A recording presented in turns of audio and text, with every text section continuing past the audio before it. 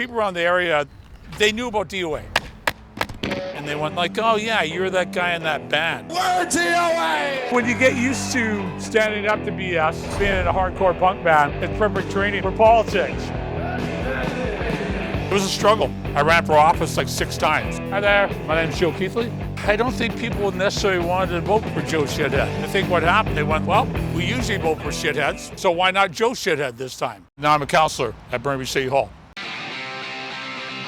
DOA was bigger than life. This is somebody who pays attention to real world politics. They were a huge inspiration for kids. We listened and we learned. I found out how big the world was.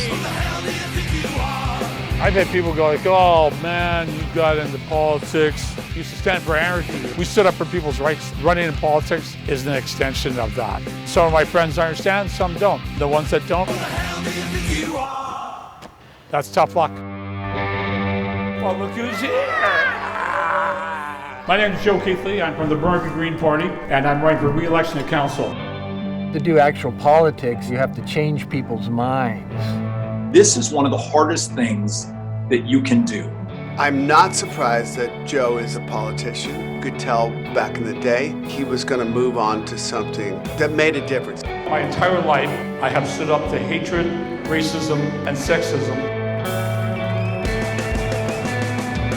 He's persistent, predictable, he's loud. Energetic obviously comes to mind. A hard-working guy. He strikes me as honest, and most importantly, he gives a You have to make people realize that you're actually going to fight for them. He stands by those words and by those songs, and he still believes the message.